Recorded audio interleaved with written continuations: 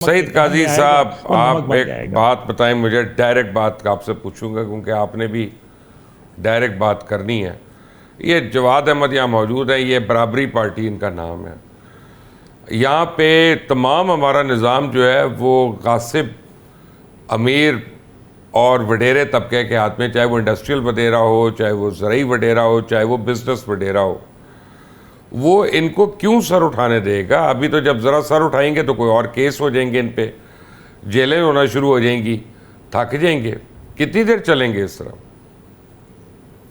Struggles तो चलती रहती हैं, मगर मैं एक दो बातें आपको बताना चाहता हूँ। मिसाल के तौर पे वेस्ट में एक मूवमेंट चल रही है आजकल, और सरमायादार ये कह रहे हैं जी कि यूनिवर्सल इनकम हर आदमी को घर बैठे $3000 दे दो, क्योंकि सप्लाई साइड बैठ गई है, डिमांड साइड बैठ गई है, तो लोगों के पास पैसे नहीं होंगे तो हमारा सामान कैसे खरीदेंगे।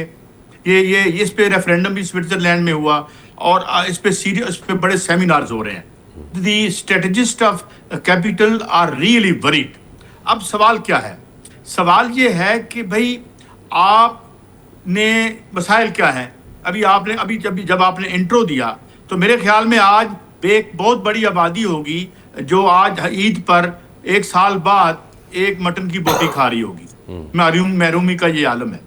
अब सवाल ये है कि एक आपने बुनियादी जो क्वेश्चन, मसलन मैं एक आपको फिगर कोट करता हूं। मैंने लैंडसेट पे एक सर्च मारी कि अगर पाकिस्तान के हर आदमी को हमने सेहत का फ्री देनी हो तो कितने पैसे दरकार है। तो लैंडसेट ये कहता है, आप भी देख लीजिएगा, को 1200-1300 अरब डॉलर चाहिए।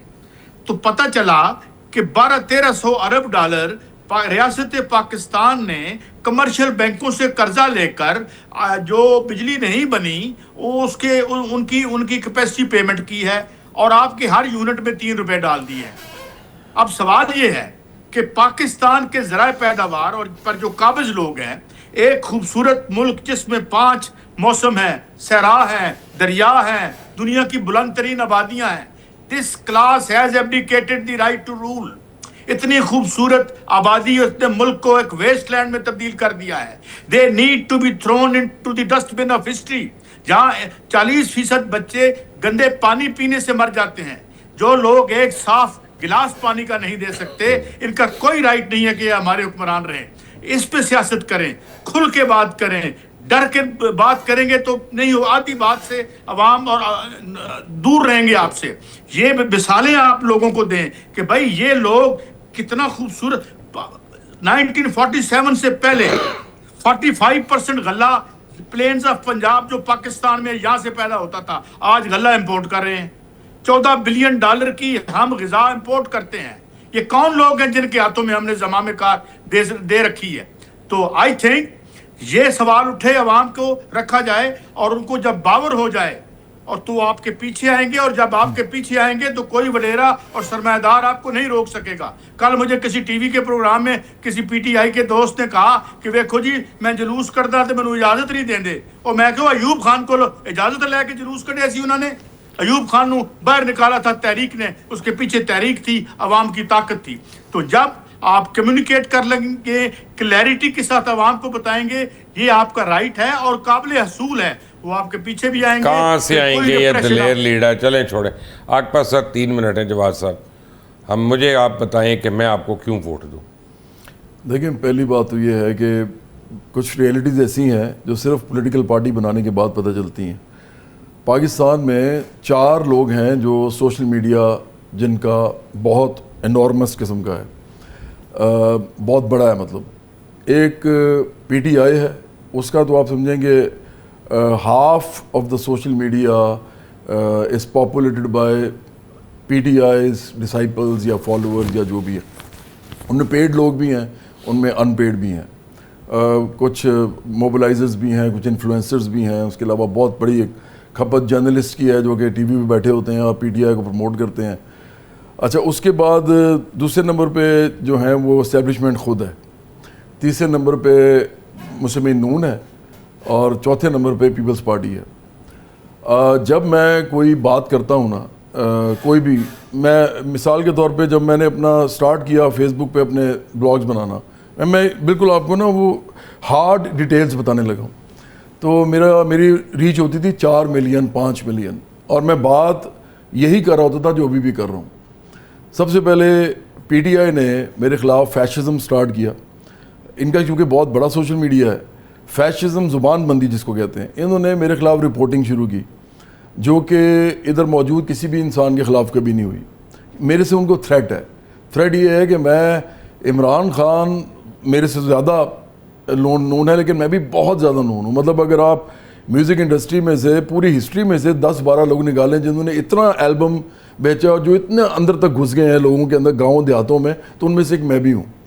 अब अगर एक ऐसे आदमी को रोकना हो तो उसका क्या तरीका है? उसका तरीका ये है, जैसे उसकी पोस्ट आए बैड माउथ कर दें उसको इतना रिपोर्ट करें कि उसकी रीच ही रुक जाए, जीरो हो जाए, कंप्लेंट हो जाए, स्ट्राइक हो जाती है। दूसरे नंबर पे क्या होता है, नहीं स्ट्राइक भी होती है और रीच भी रोक देता है ना। एल्गोरिथम ही ऐसा है, वो देखता है कि इतना मिलिशियस कोई कंटेंट है कि हर कोई रिपोर्ट करता जा रहा है, और हर पोस्ट के साथ मेरी ये होता है। वही जो 4-5 मिलियन की रीच थी ना, वो अब आगे हुई है मुश्किल से 30-40 हज़ार पे, और कभी कभी वो लाख टॉपती, कभी कभी 2 लाख। ये है मेरा इस वक्त जो मामला सबसे बड़ा है। दूसरे नंबर पे टीवी पे मुझे, जो मैंने जितनी भी बात की है आपसे, नज़रियाती की है ना, आप उस नज़रिए से इत्तफाक करें, इख्तलाफ करें, टीवी पे मुझे बिठाएं, और बिठाएं भी उनके साथ जो इस वक्त रूलिंग पार्टीज़ हैं, कोई बिठाने को तैयार नहीं है। तीसरे नंबर पे, क्योंकि देखिए ना, करोड़ों की आबादी है, आपने सोशल मीडिया या मीडिया के थ्रू ही जाना है, मैं कोई सड़क पे खड़े होकर नारे तो नहीं लगा सकता। अच्छा, तीसरा ये कि नून लीग और पीपल्स पार्टी मेरे बारे में साइलेंट है, वो भी बाकी पॉपुलेशन उनकी है सोशल मीडिया, उनको ज़रूरत नहीं है ना, तो वो मुझे ना प्रमोट करते हैं। वो कभी कभी सिर्फ ये करते हैं कि इमरान खान के खिलाफ कोई है तो उसको प्रमोट कर देंगे, और इमरान खान वाले अगर मैं नून लीग के खिलाफ बात की तो ये वो हार्ड रियलिटी है जो लोग नहीं समझते जब तक वो पॉलिटिकल पार्टी बनाएंगे नहीं। तो अब्दुल्ला गुल, आप तो कर सकते हैं ना, आप तो अपना ट्रुथ सोशल निकाल सकते हैं जैसे ट्रंप ने निकाला। आपके पास तो जी, मैं वसाइल भी करता हूँ हैं। जी, अल्हम्दुलिल्लाह मैं अपना करता हूँ जी। मैं बैठता भी हूँ, काजी साहब जानते हैं, बड़े मेहरबान हैं, मुझे अपने प्रोग्राम में दावत देते हैं और मैं खुल के बात कर लेता हूँ अपनी, लेकिन मैं रिस्पेक्टफुल मैनर के अंदर ज़रूर करता हूँ, क्योंकि देखें कुछ मेरी टीचिंग्स हैं, मैं उनसे डिविएट नहीं कर सकता। आपको पता है कुछ हमारा एक जो बैकग्राउंड है उसको मुझे मद्देनज़र रखना पड़ता है। मैं इन लोगों को बहुत अच्छा जानता हूँ, ये मुझे बहुत अच्छा जानते हैं। मैं इनकी पॉलिसी पे क्रिटिसाइज़ करता हूँ, मैं कभी भी पर्सनैलिटी पे क्रिटिसाइज़ नहीं करता, बिकॉज दिस इज़ अगेंस्ट मेरे ख़म बुनियाद जो मेरी है। मैं पॉलिसी पे क्रिटिसाइज़ करूँगा, मैं मुतबादिल पर्सनैलिटी पे भी कर सकते हैं, ऐसी बात नहीं। कल मेरे साथ 2 ख़वातीन थी, हार्डकोर पीटीआई की सपोर्टर थी, कहती हैं हम नाम ले देंगे तो आपका चैनल स्ट्राइक होगा। मैं कहा कोई नहीं करेगा मेरे चैनल पे स्ट्राइक, मैं खुद नाम ले देता हूँ। मैंने उनको एक सवाल पूछा था कि सच बोलना दिल पे हाथ रख के कि इमरान खान अगर जयसूर्या की शक्ल का होता तो कितना तुम्हें पसंद होता, तो वो उसके पास जवाब ही दी था। तो ये भी फैक्ट है ना यार, हम लोग डिफरेंट चीज़ों की पसीराई के पीछे, हम आइडियल्स के पीछे हैं ही नहीं, मैनिफेस्टो के पीछे नहीं है। आपके साथ इतनी खवातीन जो हैं उनकी दोस्तियां हैं, अगर आपकी जगह कोई ऐसा बंदा होता जो गोरा चिट्टा ना होता और जो अंग्रेजी इसके अंदर कोई अट्रैक्शन ना होती, तो वो लोग आपसे दोस्ती क्यों करते? नहीं करते, कभी भी ना। सिंपल सी बात है। देखें जो इसके अंदर है ना, ये सबसे बड़ी बात यह है कि आप अपना मैनिफेस्टो सामने लेके आएँ, और दूसरी बात यह है कि आवाम के साथ राब्ता उस्तवार रखें, आपको ठंडी हवा मिलेगी इंशाल्लाह ताला। सेकेंडली ये है कि ये सिर्फ ड्राइंग रूम से बाहर निकल के काम करना पड़ेगा सड़कों के ऊपर। हमें भी जब पहले ड्राइंग रूम से निकले तो हमारे लिए मुश्किल था, प्रेस कॉन्फ्रेंस की वो मुश्किल थी, फिर प्रेस कॉन्फ्रेंस से हॉल में आए, हॉल से अब सड़कों पर आए हैं, और अब बड़े बड़े रैलियाँ और जलसे करते हैं। अल्हम्दुलिल्लाह ऑल ओवर पाकिस्तान बढ़ रही है और अच्छी पजीराई मिल रही है, और मुझे ये पता है कि ये सिस्टम नाकाम हो गया है। एंड इन बहुत जल्द आपको ये देखेंगे कि एक मुतबादिल पार्टी की ज़रूरत पड़ जाएगी। मुतबादिल पार्टी की ज़रूरत तो है, उस दिन ज़रूरत है, बल्कि मैं तो कहता हूँ जितनी एग्जिस्टिंग पार्टियां सारों की तब्दीली होनी चाहिए। जी बिल्कुल, लेकिन अवाम भी इसके अंदर, मुबशर भाई सीधी आपने एक बड़ी अच्छी बात कही कि वो जब आप महंगी गाड़ी से निकलते हैं तो पुरतपाक के इस्तकबाल होता है, और आपके आने से पहले ही शोर मच जाता है कि वो कौन आ जाता है। वो एक फिल्म थी, मैं अभी जाहिर है वो हमारे यहाँ तो बैंड हैं फिल्में, लेकिन उसके अंदर वो कहते हैं कि वो कहती है कि जी मैं इसका गाड़ी का भाड़ा नहीं दूंगी, क्योंकि वो 3 गाड़ियों के अंदर आता है, BMW गाड़ियों में। तो जैसे ही वो BMW गाड़ी में आता है तो वो लोग पहले ही जाके उसके सामने खड़े हो जाते हैं, हालांकि वो पर्सनैलिटी को जानते नहीं थे। तो हमारे लोग भी तो है ना, ये बिरयानी वाले, ये चलें अब आपने क्योंकि BMW का नाम ले दिया तो ये पैसे आपने मुझे अलग से भेजने, इश्तेहारबाजी आपने उनकी कर दी है।